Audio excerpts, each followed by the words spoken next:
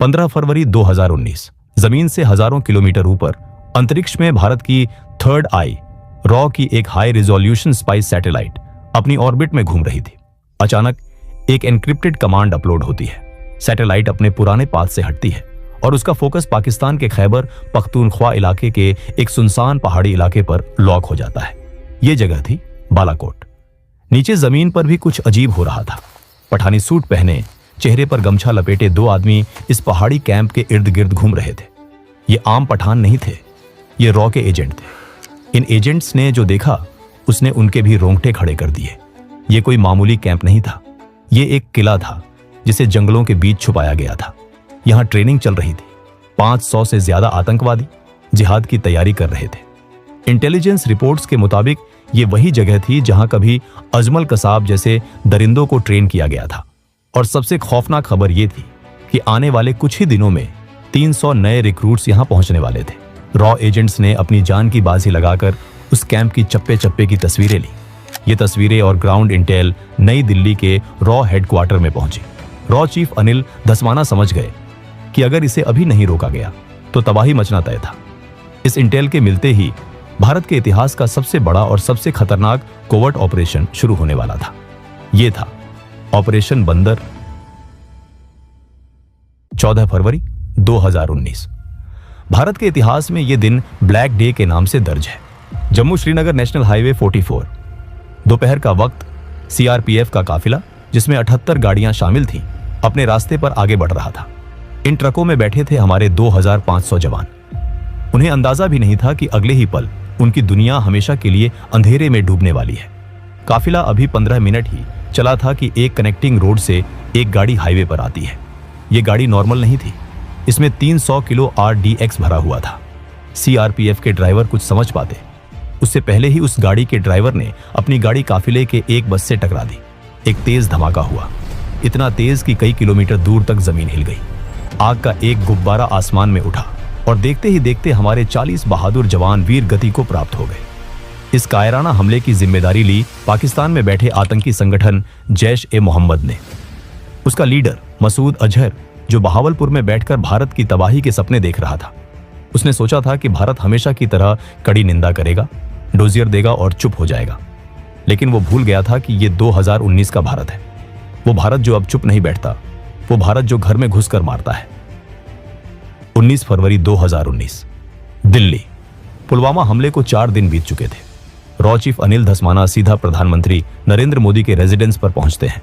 Meeting room में PM Modi के अलावा national security adviser Ajit Doval, defence minister और तीनों सेनाओं के प्रमुख मौजूद थे। पीएम मोदी की आंखों में वो दर्द था जो हर हिंदुस्तानी महसूस कर रहा था। उन्होंने आर्मी, नेवी और एयर फोर्स के चीफ्स से साफ शब्दों में कहा, बहुत हो गया। हर बार हम सब्र करते हैं और वो इसे हमारी कमजोरी समझते हैं। इस बार मुझे एक्शन चाहिए। तभी रॉ चीफ धस्माना ने प्रोजेक्टर पर बालाकोट कैंप की हाई रिजोल्यूशन सैटेलाइट इमेजेस दिखाई और कहा, सर, ये जैश का सबसे बड़ा ट्रेनिंग कैंप है। यहां मसूद अजहर का भाई और टॉप कमांडर्स मौजूद हैं। अगर हमने इसे हिट किया तो जैश को रिकवर होने में 10 साल लग जाएंगे। आर्मी चीफ ने कहा, सर, हमने उरी के बाद सर्जिकल स्ट्राइक की थी जमीन के रास्ते, लेकिन इस बार दुश्मन सतर्क है, पूरा बॉर्डर हाई अलर्ट पर है। तभी अजीत डोवाल ने कहा, अगर आज हम चुप रहे तो वो हमारी खामोशी को कमजोरी समझेंगे। वो फिर आएंगे, फिर हमारा खून बहाएंगे। इस बार हमें दुश्मन के दिमाग में खौफ पैदा करना होगा, ऐसा खौफ जो उनकी नस्लों को याद रहे। पीएम मोदी अपनी कुर्सी पर शांत बैठे थे। उन्होंने सबकी बात सुनी। कुछ पल के लिए कमरे में बिल्कुल सन्नाटा छा गया। फिर पीएम खड़े हुए। उन्होंने एयरफोर्स चीफ BS धनोआ की तरफ देखा और पूछा, चीफ, क्या आप तैयार हैं? एयर चीफ धनोआ ने बिना एक पल गंवाए कहा, सर, हम उनके लिए धरती पर ही नरक बना देंगे। पीएम ने एक गहरी सांस ली और कहा, गो अहेड, लेकिन याद रहे मुझे सिविलियंस का नुकसान नहीं चाहिए, सिर्फ आतंकी और उनके हैंडलर्स का सफाया होना चाहिए। इस एक डिसीजन ने ऑपरेशन को हरी झंडी दे दी थी। इस ऑपरेशन का नाम था ऑपरेशन बंदर। बंदर क्यों? क्योंकि रामायण में लंका को जलाने का काम हनुमान जी ने किया था और आज रात IAF की वानर सेना आतंकियों की लंका जलाने निकली थी। रॉ को काम पर लगाया गया। उन्हें ढूंढना था एक ऐसा टारगेट जो पाकिस्तान आर्मी का ना हो लेकिन आतंकियों का हो। एक ऐसा टारगेट जहां सिविलियंस ना मरे लेकिन टेरर का इंफ्रास्ट्रक्चर तबाह हो जाए। रॉ की इंटेलिजेंस फाइल्स से एक नाम निकल कर आया, जावा टॉप बालाकोट। खैबर पख्तूनख्वा के घने जंगलों में एक पहाड़ी के ऊपर जैश ए मोहम्मद का सबसे बड़ा ट्रेनिंग कैंप। वहां मसूद अजहर के भाई और टॉप कमांडर्स की मौजूदगी की खबर थी। यह LOC से 70 किलोमीटर दूर था। वहां तक पहुंचने का मतलब था पाकिस्तान के पूरे एयर डिफेंस सिस्टम को भेदना। पाकिस्तान को डर था कि भारत फिर से सर्जिकल स्ट्राइक करेगा, इसलिए उन्होंने अपनी पूरी फौज बॉर्डर पर लगा रखी थी। उन्हें सपने में भी अंदाजा नहीं था कि भारत इस बार जमीन से नहीं, आसमान से मौत बरसाएगा। प्लान सेट था, अब बारी थी एग्जीक्यूशन की। 20 से 24 फरवरी तक बेंगलोर में होने वाले एरो इंडिया शो को कैंसिल नहीं किया गया। दुनिया को दिखाने के लिए एयरफोर्स चीफ और बड़े ऑफिसर्स वहां पार्टियां अटेंड कर रहे थे, स्पीच दे रहे थे। मीडिया को लगा कि भारत शायद डिप्लोमेटिक प्रेशर बनाएगा, लेकिन असली एक्शन चल रहा था ग्वालियर एयरबेस पर। ग्वालियर में मिराज 2000 जेट्स का स्क्वाड्रन मौजूद था। अचानक ग्वालियर बेस को सील कर दिया गया। बहाना बनाया गया कि वहां कोई रूटीन इंस्पेक्शन है। पायलट्स को मोबाइल फोन यूज करने की मनाही थी। उन्हें अपनी फैमिलीज को भी बताने की इजाजत नहीं थी कि वो कहां जा रहे हैं। साथ ही कश्मीर और राजस्थान बॉर्डर पर IAF ने अपने जेट्स को लगातार उड़ाना शुरू कर दिया। रोज रात को जेट्स उड़ते, बॉर्डर के पास जाते और वापस आ जाते। ये एक साइकोलॉजिकल गेम था। पाकिस्तान के रडार ऑपरेटर्स रोज ये देखते और सोचते कि शायद ये नॉर्मल पेट्रोलिंग है। धीरे धीरे उनकी सतर्कता कम होने लगी। वो इस पैटर्न के आदी हो गए। ISI के एजेंट्स जो भारत में फैले हुए थे, वो भी कंफ्यूज थे। कोई सॉलिड इंटेल नहीं मिल रही थी। पायलट्स को क्रिस्टल मेज मिसाइल्स और स्पाइस 2000 बम्स के साथ ट्रेन किया गया।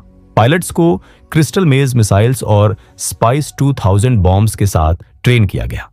स्पाइस 2000 एक ऐसा बॉम्ब जो बिल्डिंग की छत में छेद करता है, अंदर घुसता है और फिर फटता है, ताकि बाहर का ढांचा खड़ा रहे लेकिन अंदर सब कुछ राख हो जाए। 26 फरवरी 2019 रात के 3 बज रहे थे। मौसम खराब था, बादल घने थे और बारिश हो रही थी। एयरफोर्स चीफ धनुआ दिल्ली के वॉर रूम में बैठे थे। उनके मन में एक ही डर था, क्या मौसम की वजह से मिशन कैंसिल करना पड़ेगा? लेकिन किस्मत भी बहादुरों का साथ देती है। बारिश रुक गई और कमांड मिलती है, टेक ऑफ। सबसे पहले IAF ने कुछ जहाजों को बहावलपुर और लाहौर की तरफ भेजा। पाकिस्तानी रडार ऑपरेटर्स पैनिक में आ गए। उन्हें लगा इंडिया लाहौर पर अटैक करने वाला है। पाकिस्तान एयरफोर्स ने अपने जेट्स साउथ की तरफ भेज दिए। दुश्मन का ध्यान बढ़ते ही मिराज 2000 का मेन पैकेज चुपचाप नॉर्थ से हिमालयन वैलीज में नीचे उड़ते हुए बालाकोट की तरफ बढ़ा। ये टेरेन मास्किंग टेक्निक थी, पहाड़ों की आड़ में उड़ना ताकि रडार पकड़ ना सके। जैसे ही वो LOC के करीब पहुंचे, मिराजेस ने एल्टीट्यूड गेन किया, टारगेट लॉक किया और 5 स्पाइस 2000 बम्स रिलीज कर दिए। स्पाइस 2000 बम्स सीधे जैश के कैंप पर गिरे। एक के बाद एक 5 धमाके हुए। जो आतंकी अपने बिस्तरों में सो रहे थे, जो सपने देख रहे थे भारत को बर्बाद करने के, वो नींद में ही मौत की गोद में चले गए। पायलट्स ने कोड वर्ड बोला, बंदर मारा गया और वापस इंडियन एयर स्पेस में लौट आए। यूसुफ अजहर, मसूद अजहर का साला, जो उस कैंप को चला रहा था, वो भी उसी मलबे में ढेर हो गया। उस रात वहां 300 से ज्यादा आतंकी मारे गए। PM मोदी, जो रात भर जाग रहे थे, उन तक खबर पहुंची। उनके चेहरे पर एक मुस्कान थी। 40 जवानों का बदला ले लिया गया था। सुबह होते होते पूरी दुनिया में खबर फैल गई कि भारत ने पाकिस्तान के घर में घुसकर मारा है। 27 फरवरी 2019 पाकिस्तान की आवाम और सेना सदमे में थी। उनकी नाक कट चुकी थी। उनका एयर डिफेंस सिस्टम फेल हो चुका था। अपनी इज्जत बचाने के लिए और अपने लोगों का गुस्सा शांत करने के लिए पाकिस्तान मजबूर था रिटेलिएट करने के लिए। सुबह के 10 बज रहे थे। पाकिस्तान एयरफोर्स ने अपने सबसे बेहतरीन fighter jets American made F-16S को भेजा।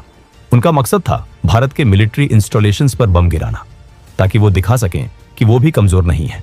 लेकिन इंडियन एयरफोर्स तैयार थी। रडार्स ने पाकिस्तानी जेट्स को डिटेक्ट किया। श्रीनगर एयरबेस पर सायरन गूंज उठे। वहां मौजूद थे विंग कमांडर अभिनंदन वर्धमान। उन्होंने बिना वक्त गंवाए अपने MiG-21 बाइसन में उड़ान भरी। अब जरा सोचिए, कहां F-16 जो दुनिया का सबसे एडवांस्ड 4th जनरेशन फाइटर है, और कहां MiG-21 जो 1960 का पुराना जहाज है। यह मुकाबला बराबरी का नहीं था। पाकिस्तानी जेट्स ने हमारे आर्मी कैंप्स के पास बम गिराए, लेकिन वो टारगेट मिस कर गए क्योंकि हमारे पायलट्स ने उन्हें एंगेज कर लिया था। अभिनंदन ने देखा कि एक पाकिस्तानी F-16 वापस भाग रहा है। उन्होंने उसका पीछा किया। अभिनंदन ने R-73 मिसाइल फायर की।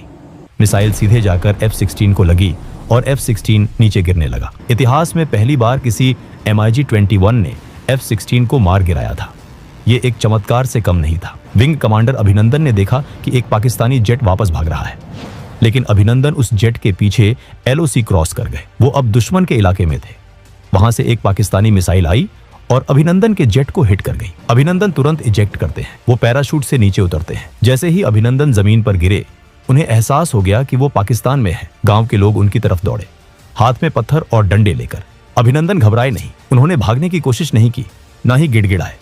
उन्होंने अपनी पिस्टल निकाली, हवा में फायर किया ताकि भीड़ दूर रहे, और अपने पास मौजूद सीक्रेट डॉक्यूमेंट्स को चबाना शुरू कर दिया ताकि दुश्मन के हाथ कोई सेंसिटिव जानकारी ना लगे। कुछ ही देर में पाकिस्तानी आर्मी वहां पहुंच गई और उन्हें कैप्चर कर लिया। पाकिस्तानी आर्मी के ऑफिसर्स ने अभिनंदन से सवाल पूछे, तुम्हारा मिशन क्या था, कौन सा जेट उड़ा रहे थे? लेकिन अभिनंदन ने शान से जवाब दिया, I am not supposed to tell you that. वहीं नई दिल्ली में पीएम मोदी ने हाई लेवल मीटिंग बुलाई। उनका संदेश साफ था, हमें हमारा पायलट वापस चाहिए, बिना किसी शर्त के और तुरंत। रॉ चीफ और एनएसए डोवाल ने अपनी चैनल्स एक्टिवेट की। उस रात भारत ने अपनी 9 मिसाइल्स को पाकिस्तान की तरफ एम कर दिया था। पृथ्वी और Agni missiles ready to fire mode में थी। इंडियन इंटेलिजेंस ने आईएसआई चीफ को एक क्लियर मैसेज भेजा, अगर अभिनंदन को एक खरोंच भी आई तो हम पाकिस्तान का नक्शा बदल देंगे। ये मैसेज सुनते ही इस्लामाबाद में हाहाकार मच गया। पाकिस्तान के पार्लियामेंट में वहां के फॉरेन मिनिस्टर शाह महमूद कुरैशी के पांव कांप रहे थे। कुरैशी ने पार्लियामेंट में कहा, खुदा का वास्ता है, अभिनंदन को वापस भेज दो, वरना रात 9 बजे इंडिया अटैक कर देगा। 27 फरवरी की रात को US secretary of state Mike Pompeo को Indian foreign minister Sushma Swaraj का एक अर्जेंट कॉल आया। उन्होंने पोम्पियो से कहा, हमारे पास पक्की खबर है, पाकिस्तान अपनी न्यूक्लियर मिसाइल्स प्रिपेयर कर रहा है हमारे ऊपर हमला करने के लिए, और अगर उन्होंने ऐसा सोचा भी तो हम चुप नहीं बैठेंगे, हम भी तैयार हैं। अमेरिका, सऊदी अरब, यूएई सबने पाकिस्तान पर प्रेशर डाला कि सिचुएशन को ठंडा करो और पायलट को वापस करो। साथ ही साथ इंडिया ने अपना रुख साफ कर दिया था, अगर हमारे पायलट को एक खरोंच भी आई तो बालाकोट तो बस ट्रेलर था, पिक्चर अभी बाकी है। इंडिया ने अपने नेवी शिप्स को कराची की तरफ मूव करना शुरू कर दिया था। मोदी सरकार ने क्लियर कर दिया था, नो नेगोशिएशन, पायलट वापस चाहिए बिना शर्त के। प्रेशर काम कर गया। 28 फरवरी को पाकिस्तान के पीएम इमरान खान ने पार्लियामेंट में खड़े होकर अनाउंस किया कि वो पीस जेस्चर के तौर पर अभिनंदन को रिहा कर रहे हैं। सच्चाई ये थी कि ये पीस जेस्चर नहीं, बल्कि डर था भारत की ताकत का। 1 मार्च 2019, वाघा बॉर्डर, हजारों लोग तिरंगा लिए खड़े थे। शाम का वक्त था जब विंग कमांडर अभिनंदन ने वो गेट क्रॉस किया। उनकी मूंछों का स्टाइल एक नेशनल सिंबल बन गया था। हमने दुश्मन के घर में घुसकर मारा भी और अपने बंदे को सुरक्षित वापस भी ले आए। बालाकोट एयर स्ट्राइक सिर्फ एक मिलिट्री ऑपरेशन नहीं था, ये एक स्टेटमेंट था, एक डिक्लेरेशन था न्यू इंडिया का।